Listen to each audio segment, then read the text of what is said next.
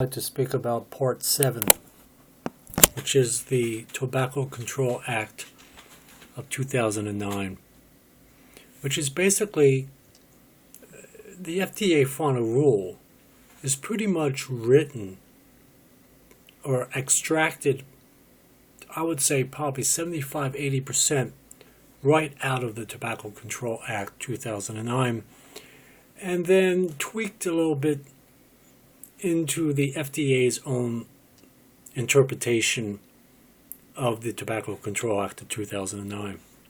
But most of the passages in the Tobacco Control Act 2009 was literally copied and pasted into the FDA final rule. But anyway, I want to speak to the Tobacco Control Act of 2009.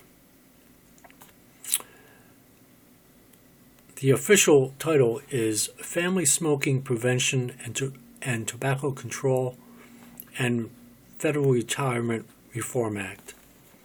Public Law 111-31, June 22nd, 2009. Section 3.5. To vest the FDA with the authority to regulate the levels of nicotine. So what the Tobacco Control Act did was it gave the FDA the power after, and as I spoke in the other in Part 1, past and present litigation. Out of the Soutera case, that's Sottera, or Enjoy court case, during that time frame, before that case was filed, there was no Tobacco Control Act of 2009. It was just a Food, Drug, and Cosmetic Act under the FDA. And during that court case, that's when the Tobacco Control Act of 2009 came along. Now, the court ruled that they had to lift the ban on the Enjoy products coming into America because they were not drugs or for therapeutic reasons, those vaping products. So that's why the court ruled against the FDA, because they could only regulate drugs. They couldn't regulate tobacco. So in turn, what the FDA did was it decided to have a strategy, and I speak to that in another part. I think it was in Part 1 and in Part 2. The FDA started to have a strategy to regulate the tobacco industry. Okay, and so therefore, that's where the Tobacco Control Act of 2009 came along. And it gave the FDA power over the tobacco industry at the time. And so in Section 3.5, it says to vest the FDA with the authority to regulate the levels of nicotine.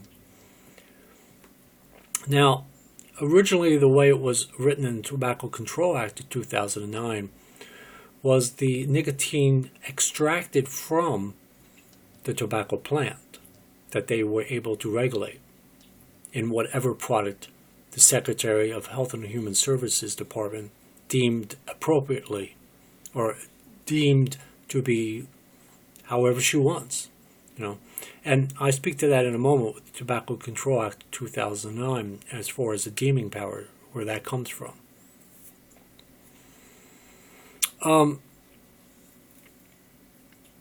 The thing is in the FDA final rule, it changed the meaning of extracted from the tobacco plant, and instead of, they use that term, but they also add the term made from a tobacco plant. That is, nicotine made from a tobacco plant, not only extracted or derived. Actually, it's derived is the word, not extracted. Originally in the Tobacco Control Act 2009, and I will speak to that in a moment, where that language comes from, they said FDA can regulate nicotine derived from tobacco. And then in the FDA final rule, the FDA decided to change the terminology and say nicotine made from tobacco, not just derived, which has more of a permanent meaning, more of a concrete meaning. But I get all into that with the FDA final rule. So, the Tobacco Control Act 2009, Congress and then President Barack Hussein Obama, he signed it into law on June 22, 2009. So therefore, the FDA could regulate nicotine, which is, in a sense, a drug, but they're not treating it as a drug. They're treating it as tobacco because it's derived from tobacco or made from tobacco.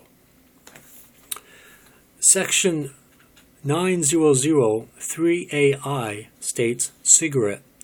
The term cigarette means a product that is a tobacco product.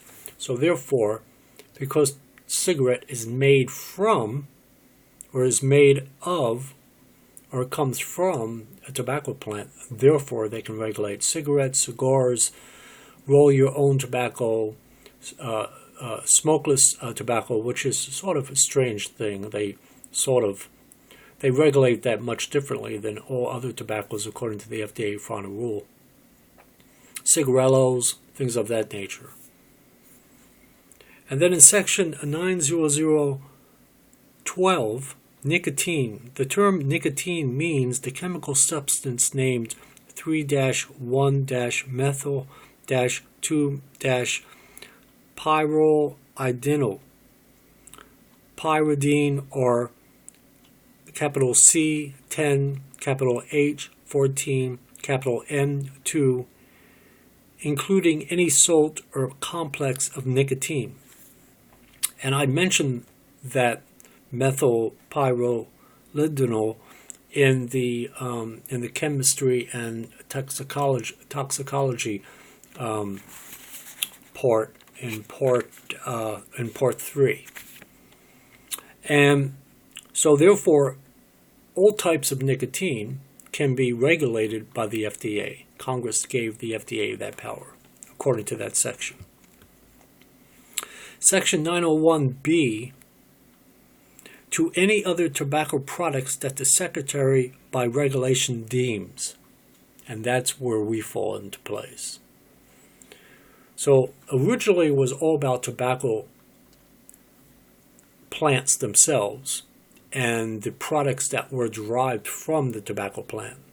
But that one line there, section 901B, and that's mentioned frequently in the FDA final rule, to any other tobacco products that the Secretary by regulation deems. And that's where she can deem e-cigarettes as tobacco, because the nicotine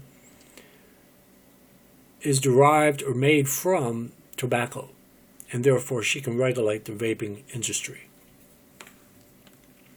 Section 901C2C, nothing in this chapter shall be construed to grant the Secretary of Health and Human Services authority to promulgate regulations on any matter other than activities by a manufacturer affecting production. And that's very important what they put in there. Maybe not so much for the vaping industry, but what that means is manufacturer affecting production. And that goes to the heart of the entire FDA final rule. That is, a vape shop owner who makes his own finished product of e-liquid has to submit applications to the FDA. Someone that makes or finishes this entire product, like this cuboid here, this 200-watt cuboid. Now, someone that just makes the glass here, someone that just makes the metal piece, someone that just makes the chip inside, someone that makes the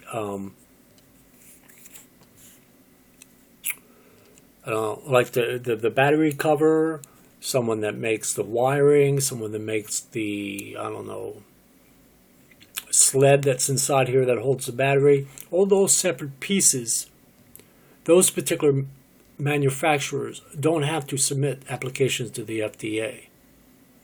It's the person that puts all the pieces together that forms a variable wattage device, which is attached to the RDA, which is attached to the wire, which is attached to the cotton, which is the cotton is the e-liquid sits on the cotton, and the RDA is attached to the drip tip.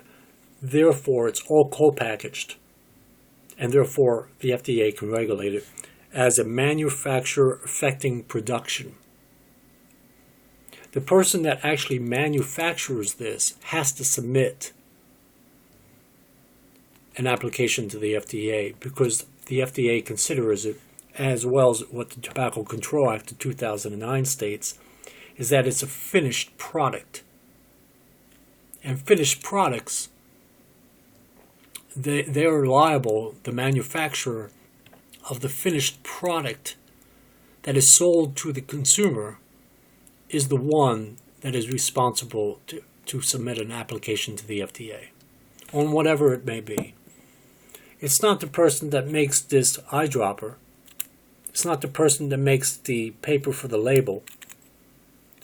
It's not even the person that makes the glass vial, the glass bottle.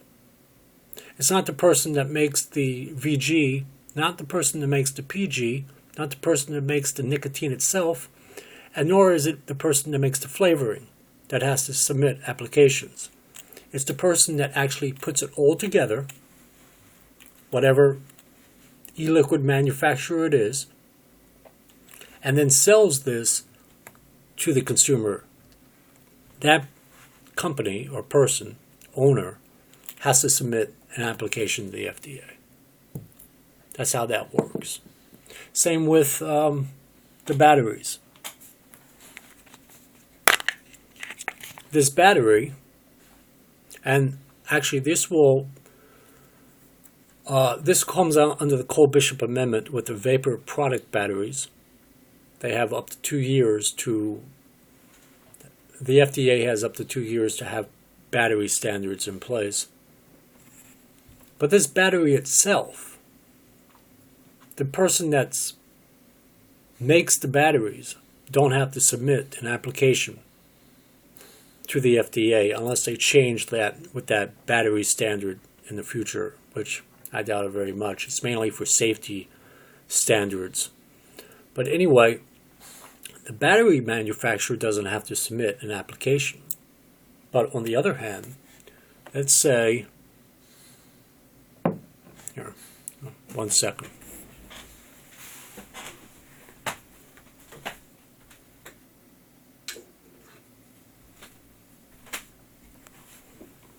Let's say you buy, and there are many other devices out there like this. Let's say you buy it's dripping. I don't even use this tank and it drips. We'll figure that one out. 1 second here. This is very important what I'm about to say. This is where it gets really technical and really crazy as well. But the FDA's theory of co-packaging, in a sense, makes sense, but it's really an overreach of power, over-regulated. But this eLeaf 50-watt variable wattage device, the batteries are internal. You can't take the batteries out of here. Well, you could, but you'll ruin the device. When you buy this, you buy it with the batteries inside. Now, the manufacturer, eLeaf, they are actually responsible for submitting an application regarding the batteries that are inside of this device to the FDA. Because it's all together, it's co-packaged. You understand? Not this battery manufacturer just makes a battery, because a battery can be in laptops, can be in flashlights, can be for almost anything out there. Batteries can be. But once that manufacturer makes the battery, and then eLeaf buys the battery and puts it inside here, then eLeaf is responsible for submitting an application to the FDA because the battery is inside of here, because it's a finished product. In other words, I can't vape this. Understand? This is useless as far as the vapor. The intended use of the battery is to put it into a device. You understand? I can't vape this. It's impossible. So it's not the battery manufacturer that has to submit the application to the FDA. It's the manufacturer that buys batteries separately, puts it in a device, and then, yes, then can be regulated. Okay? Now, on a separate issue, let's say it's this Kapoor. And this, I only use eFest, and I only have 2 eFest batteries. But someday I hope these batteries die on me.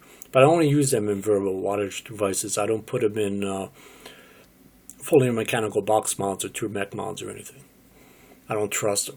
I don't trust them at all. Only Samsung 25 or 18650 batteries I'll use in any device. But let's say you go buy this product here, and then you buy a battery separate. Now let's say you go inside the store. Typically you don't do this, but let's say if you do this, you go into the store, and I'll take the tank off. Okay, and you're going into a vape shop. You're not going into a battery factory. Okay, you're going into a vape shop and you buy this product. And then you leave the store, and then 2 days later you come back and just buy the battery from a vape shop. It's the intended use. If you go into a vape shop to buy a battery like this, it can be regulated by the FDA. On the other hand, if you go into a battery factory and just buy one of these batteries, it won't be regulated by the FDA because, well, you could say, well, I'm using it for a laptop because it goes to the intended use.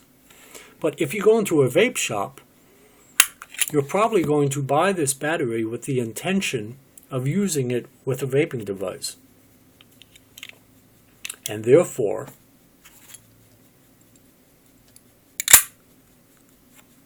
this product entirely can be regulated. And there's a very gray area, and that's the reason why in the Cole-Bishop Amendment that they have a 2-year time frame to come up with battery safety standards as well as a battery standard. Because, like I said, if you go into a battery factory and buy a battery, right, your intention could be you want to use it for a laptop. But if you go into a vape shop and buy a battery, your intention most likely is to use it in the vaping device. Still, the battery manufacturer that sells a battery or distributes a battery to a vape shop is not responsible for submitting an application. On the other hand, when a person buys the battery altogether in a package like this, then yes, it can be regulated by the FDA. So battery manufacturers aren't completely off the hook. It all depends on the intent or the intended use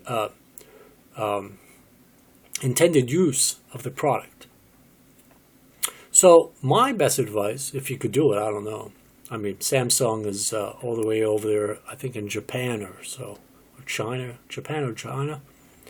If you could go to China or Japan and buy all your batteries that way in person, then you can get around it. But on the other hand, if you buy a battery in a vape shop for a complete product like this, then yes, this entire package, including the battery, can be regulated. It's a very gray area, and that's why the Cole-Bishop Amendment is speaking to that particular area of batteries. And it even says it in the FDA final rule that as far as batteries are concerned, they're not even sure exactly how they're going to regulate batteries. Because batteries, like I said, you could go to a battery factory, buy a battery, and say, well, I'm really only using it for my laptop or for whatever device it is, and then go home and use it in your vaping device. How can the FDA prove otherwise? So the batteries are sort of a gray area there that the FDA will tweak, as well as the Cole-Bishop Amendment will address that particular situation. But on the other hand, when you buy a device like this, the finished product, eLeaf is responsible for submitting a battery application to the FDA. Hopefully you understand that. Not that it really matters to you and I, because we're not manufacturers. But the point of that particular line there is manufacturer affecting production. So those that produce or manufacture complete co-packaged products will wind up having to submit applications to the FDA, because the intended use, like when you buy this tank,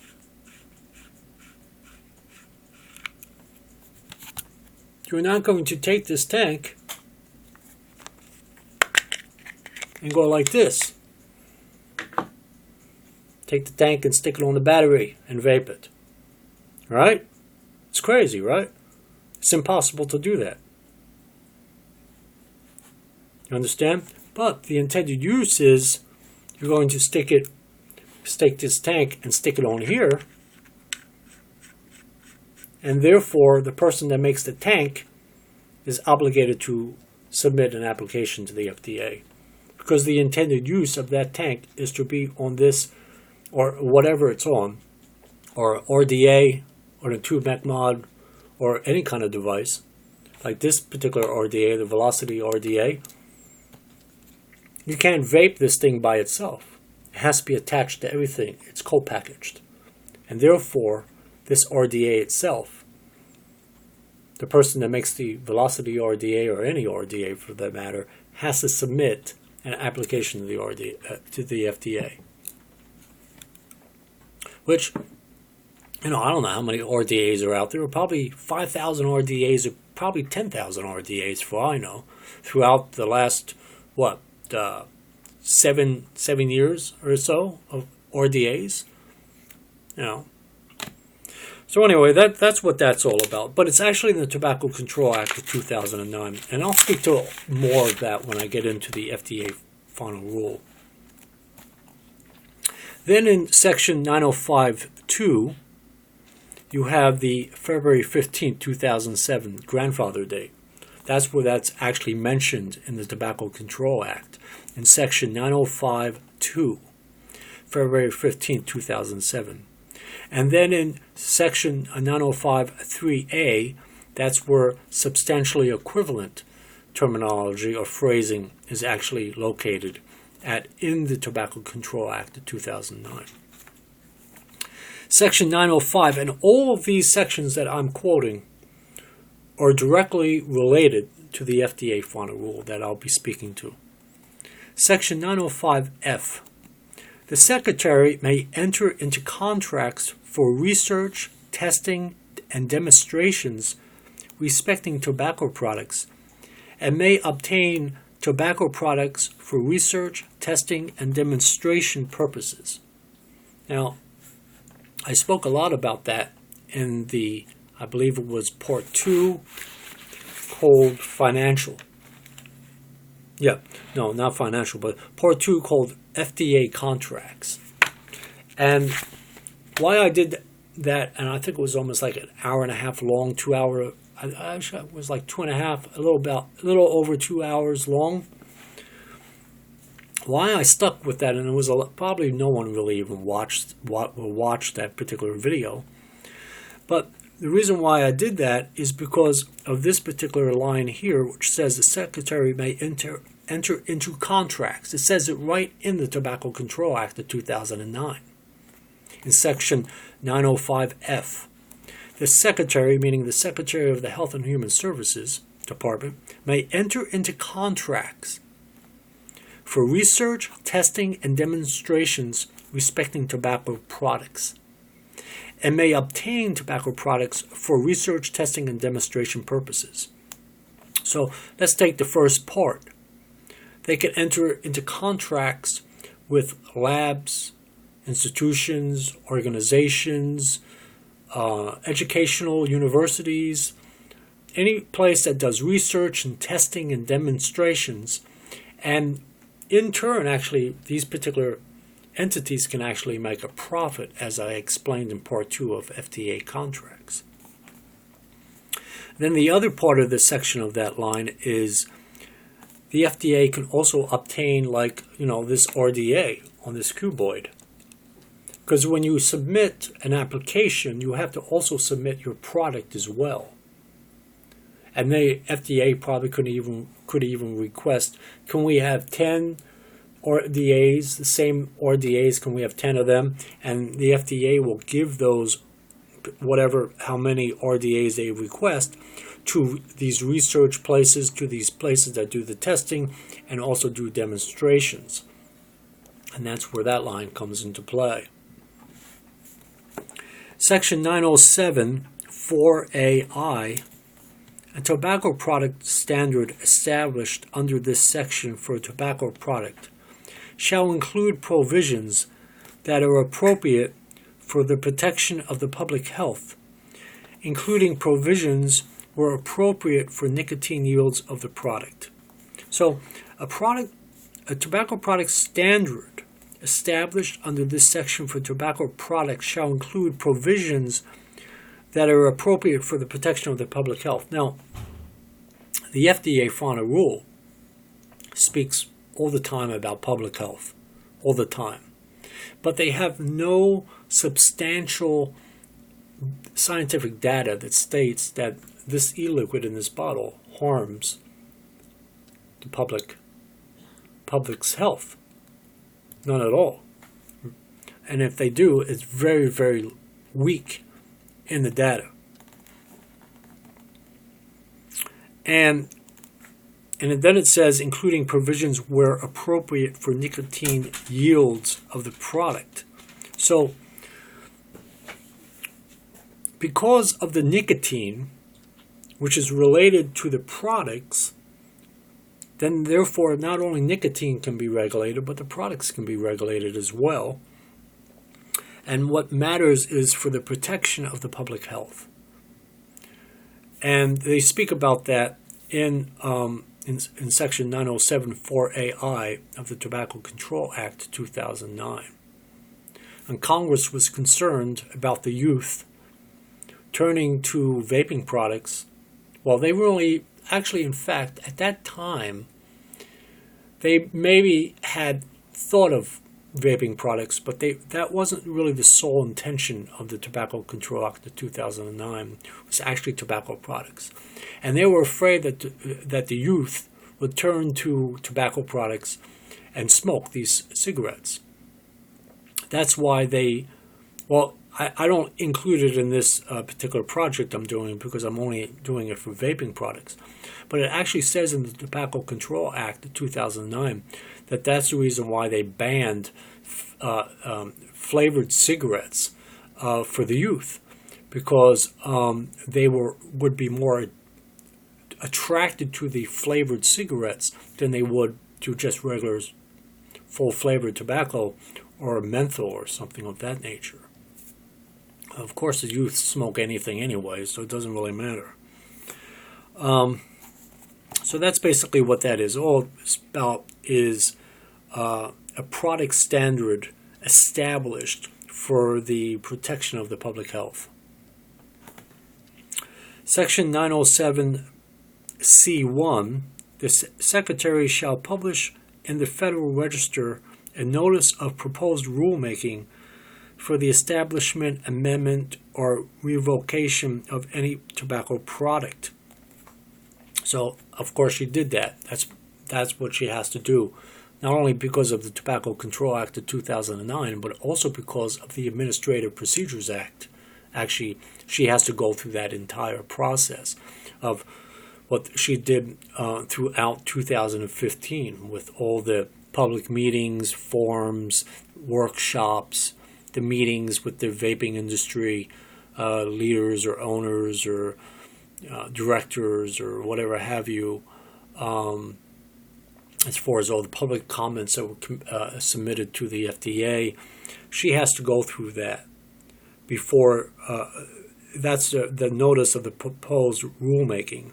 As in April 2014, the FDA came down with the proposed deeming rule, and that's what that has.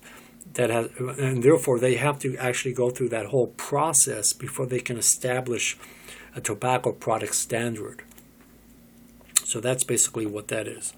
Anyway, Section 907C2A set forth a finding with supporting justification that the tobacco product standard is appropriate for the protection of the public health.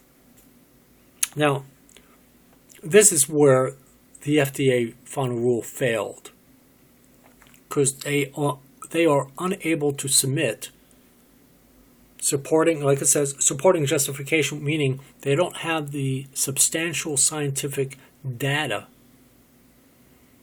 to say that this supports or this justifies the reason as to why we must have this FDA final rule in place and why you should have to have the PMTA process in place in order to protect the public health. They don't have that supporting justification / substantial scientific data. In fact, the Senator Johnson from the Homeland Security and Governmental Affairs Committee, in just a few days ago, requested from, or really demanded, but he was being nice about it, requested information from the FDA to support, and it's really right here, supporting justification to give Senator Johnson the scientific substantial data, or the substantial scientific data that shows that the FDA final rule is justified by that supported evidence. And apparently, I'm sure they're not going to come up with it. So anyway, that's what that's all about. So they definitely failed in that particular area. Or, in other words, they violated the Tobacco Control Act of 2009. That's what the FDA did with the FDA final rule. And then in the section 910A1AB, for purposes of this section, the term new tobacco product means any tobacco product that was not commercially marketed in the United States as of February 15, 2007, or any modification including a change in design, any component, any part, or any constituent, including a smoke constituent, or in the content, delivery, or form of nicotine, or any other additive or ingredient of a tobacco product where the modified product was commercially marketed in the United States after February 15, 2017, February 15th, 2007. So, and that pretty much sums it up in a nutshell. And that's where the FDA gets their power to regulate everything. As far as, like I explained just a moment ago, about co-packaging everything. It says a change in design, any component, any part, or any constituent. In the content, delivery, or form of nicotine. You understand? In the delivery of nicotine. So this cuboid is attached to the RDA. The RDA deck is attached to the wire is attached to the cotton has e-liquid, which in turn has the nicotine in it. Therefore, this is a delivery system of nicotine. And they speak a lot about that in the FDA final rule by saying ENDS, E-N-D-S. You'll see that throughout the entire FDA final rule, which means electronic nicotine delivery systems. And that comes right out of Section 910A1AB of the Tobacco Control Act of 2009, where it states in that one little phrase there, delivery of nicotine. That's where it comes from. But the FDA decided to call it electronic nicotine delivery system, which is the same thing as saying delivery of nicotine. Yeah, absolutely. And that was their interpretation of the Tobacco Control Act of 2009. That interpretation can go right to the U.S. Supreme Court. And I'm going to speak about the interpretation.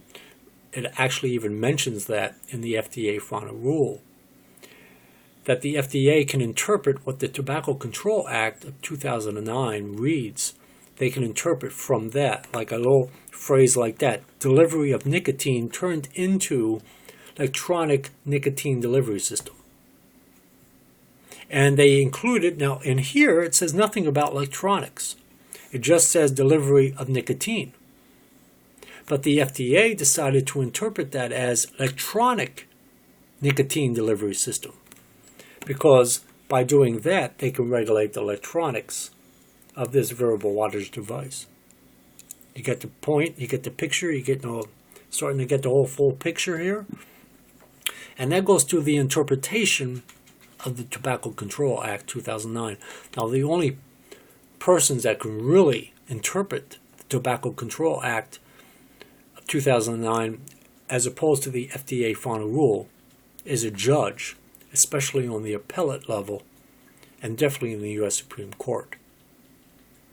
Because what they basically did was the FDA, by misinterpreting or by supplementing this, because that's basically what they did, they supplemented the Tobacco Control Act of 2009 by adding electronic in there, and there's nothing at all in this entire Tobacco Control Act 2009 that says anything about electronic nicotine delivery systems.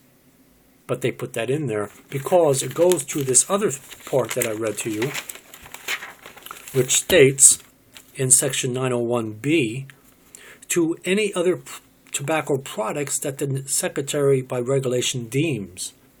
But that's her interpretation of the Tobacco Control Act of 2009, which can definitely be challenged in a court of law.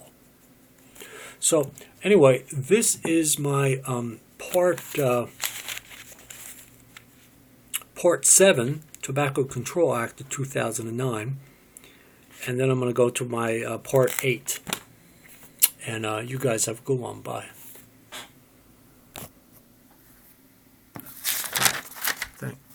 No, wait, hold it. Oh, I had one other thing. Sorry about that. I just remembered I had one other section I wanted to read. Okay, so anyway, Section 912A1B states a denial of an application may file a petition for judicial review. Wow, I'm glad I remembered to. Because I remember I was reading that, and I remember looking down and I saw that as well. I'm glad I didn't stop this little video here. But yeah, Section 912A1B. A denial of an application may file a petition for judicial review. That meaning someone that goes through the PMTA process, someone that goes through the substantial equivalence process, someone that goes through the registration process, someone that goes through the pre-market substantial equivalence process, and someone that goes through the certification process and is denied by the FDA, they can go to court or get judicial review of that denial. So it's not like, which will cost you some more money, of course, but it's not like if the FDA denies an application, it's not like, oh, it's over. I mean, you could actually resubmit it to the FDA as long as not to try to extend any more time on it. The FDA will give you some time to correct any issues that were in that application, and the FDA will in turn reread it, retest it, go through the whole analysis once again. But then once the FDA is done with that one application, or whatever application it may be, and completely denies it and doesn't want to ever see that application again, then it can go into judicial review.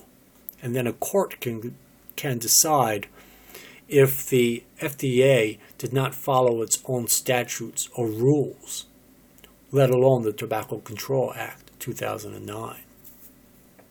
So it's not like the end all when the FDA rejects an application.